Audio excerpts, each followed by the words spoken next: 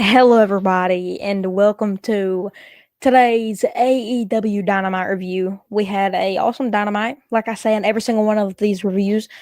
Awesome shows all around the board this week. I can't lie. This week has been a good week for pro wrestling. There's been some awesome shows. There has not been a bad show this week. I think Raw was solid. NXT was great last night, as well as tonight's AEW Dynamite. Can it get much better? I don't know. But very, very good AEW Dynamite tonight. Was expecting this to do this tomorrow, but we're here, so let's get into it. The Ops would face the Hurt Syndicate for the Trios Championships to open up the show, and it was interesting. The crowd was still chanting for Samoa Joe. I was expecting them to chant for him, but they were really loud for Joe. Obviously, Joe turning on Hangman Adam Page after showing their respect and then turning on him at was a great match between those two. They wrestled Dream. So interesting to see them still chant for Joe. I wonder where they'll go down this path. But Joe did play into this for sure. But after the Gates of Agony, as well as Ricochet interfered in this match, we would see MVP completely get distracted and just fold under the pressure.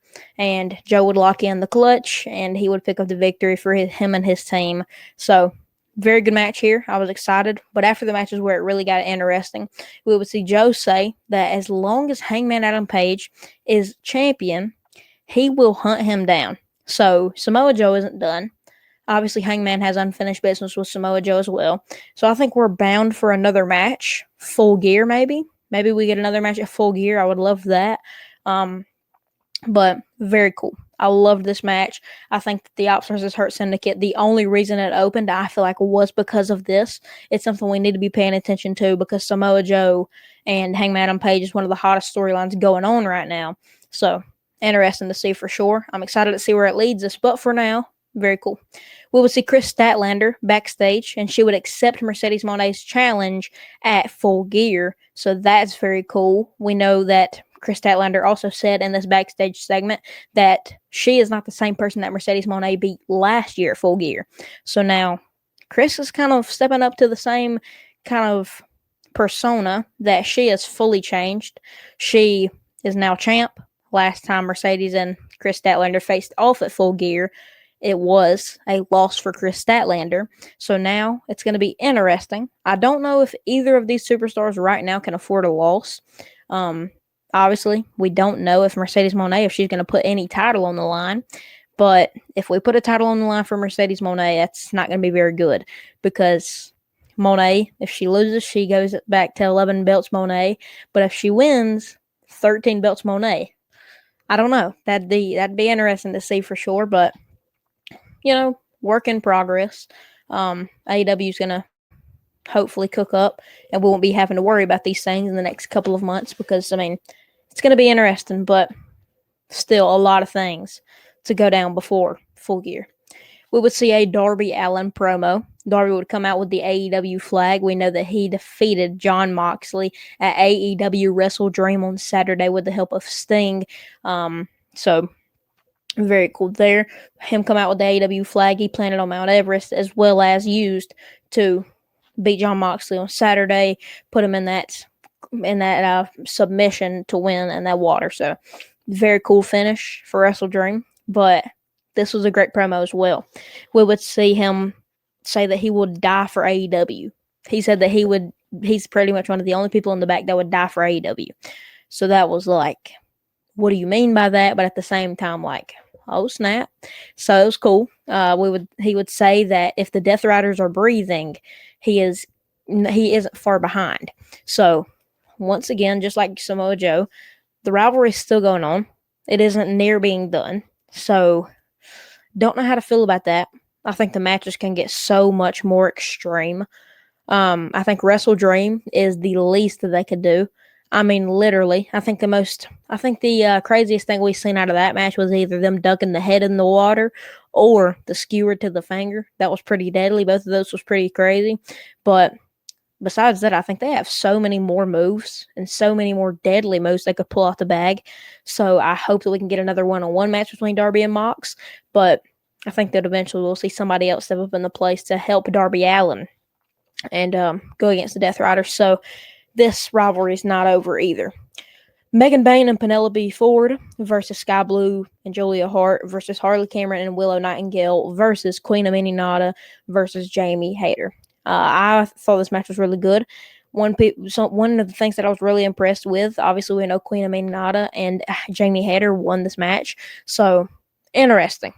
I think that Aminata definitely surprised me in this match. She was very good all over the place. So I like that. And these matches, you got to show out, and that's what she did. At one point, one thing I did wanted to point out while I was talking about this match is Penelope Ford did a moonsault off the top rope onto a sea of people up to the outside and instantly grabbed onto her elbow. So it made me wonder, is she injured? Is Penelope Ford injured? She was the one that took the pin. We know that it was a full question going in this match. How will Jamie Hayter and Queen Aminata team against this and team together during this match? And they definitely stepped up to the plate and delivered, because we would see instantly, to finish the match at least, a tag team move, a double team move to Penelope Ford to win, and Jamie Hayter would pick up the victory and to get the pin on Penelope Ford. So very good, loved that. But then after the match is what was surprising and cool to see. They would pick Sky Blue and Julia Hart for the first round. So it's going to be Julia and Sky versus Jamie Hayter and Queen Aminata. That's going to be a very cool match to see. And tonight we got a little bit of a taste of it, but we're going to get the full action in the first round. We would see our Mercedes Moné have her 12 belts celebration. Her music would play, but Harley Cameron's doll would be on the table. She would start mocking Moné, and Moné would say that her 12 belt run is going to be remembered forever, until Moné would slam the doll into the cake, and Harley Cameron would come out from under the table, as well as Chris Statlander. And Chris Statlander would come out and put Moné through the table where the cake was. So, interesting. But just continuing to play into that rivalry of Chris Statlander and Mercedes Moné. It's going to be a match that's going to be built up very well, I believe. I think that the taste that we got tonight and the stuff that we've been seeing over the past few weeks and months really is super interesting between Moné and Statlander. And it's going to be a match for sure. I've always been interested. One of the things that I've talked about multiple times on this channel is how Moné and Statlander would face off against each other if they ever do collide. And now we're 100% getting it at full gear. So, insane is the word that describes it the most. I think that Moné has a completely different style from Statlander for sure. Two different styles. So I think that it's going to be cool to see these two styles clash. But honestly, super cool segment. Just playing into that rivalry once again. Kyle O'Reilly would face Jon Moxley, and after a technical classic, we would see Moxley almost tap out to that ankle lock, but he would punch the ref before he would tap out. So Moxley playing into the role of not wanting to tap out twice. So instead, he punches the ref. He gets the match disqualified, where he lost, but he didn't tap out. So that's going to be, like I said, interesting. I think that that's one of the key words of this Dynamite to explain it is interesting. Not confusing, but interesting, because we're playing into storylines. We're playing into everything, and that's what's going to lead us into the future of these storylines. So Moxley now is going to be playing into a different storyline of trying not to quit anymore. He's going to try to overcome himself, because he quit at Wrestle Dream. He said, I quit. So now he's going to try to completely flip that and start coming to the narrative of he's not going to quit again. So, very good touch. I was excited to see that, because that gives us a whole new beginning for Jon Moxley, pretty much. But that would lead us into Roderick Strong, Orange Cassidy, and Mark Briscoe versus the Death Riders. We would see Mark Briscoe pick up the victory for Roderick, Orange, and Mark by pinning Wheeler Yuta to win. Pac would attack Briscoe after the bell, and Darby would come out with the bat and fend off the rest of the Death Riders.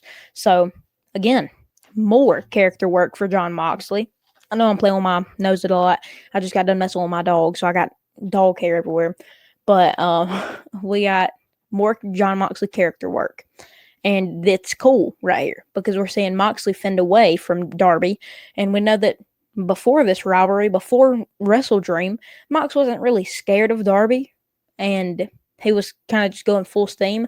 But now we're seeing Mox definitely lay off the gas and we're seeing him fend away a lot more than we used to. So that's going to be cool to see how it all plays out. So Darby would come to the aid of Mark Briscoe, Orange Cassidy, and Roderick Strong, and I thought that was a very good touch. So happy to see it.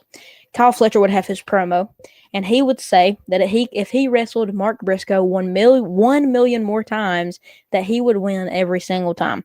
Mark Briscoe would end up coming out, and he would ask for one more shot at the TNT title after losing at WrestleDream.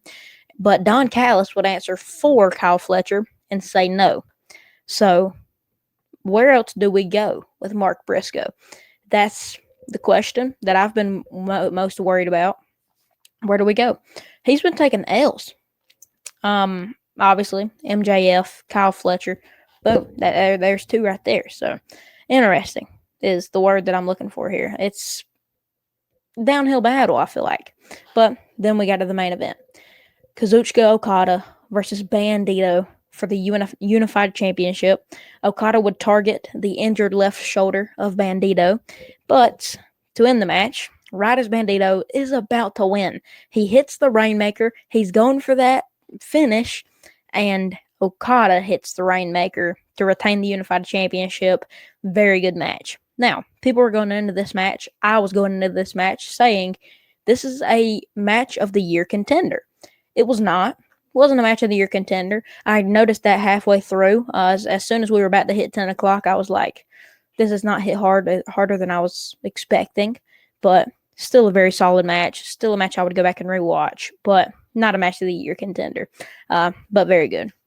To win the show, we would have Takeshita come out there. And Takeshita, we would have a ramp to ring stare down from Takeshita to Okada. So that's still going on. That's super interesting. That's probably my most interesting storyline that I'm most interested in right now, just because it's going to be so cool to see if anyone leaves Don Callis family. Who's going to branch off? We've seen multiple people leave the Don Callis family over the years, but who will it be? Who is good enough on their own to leave the Don Callis family? I think it has to be Takeshita. Takeshita's so good. And not saying that Okada isn't. I just think that Okada is better with Don Callis because, I mean, on commentary, Don Callis is absolutely flaming and firing up Okada. So it's giving Okada that push. So I love that for Okada. But as far as it goes for Takeshita, it doesn't really help him. It doesn't hurt him. It's just, Don Callis is just there for Takeshita. So I think that if there's one person out of Okada and Takeshita who is going to branch off and is going to make their name bigger as a single star without the Don Callis family, it's Takeshita. So I think Dynamite was very solid. I hope y'all enjoyed it as well. Going ahead and get it up out of here. Got to edit my thumbnail. Got to get this out.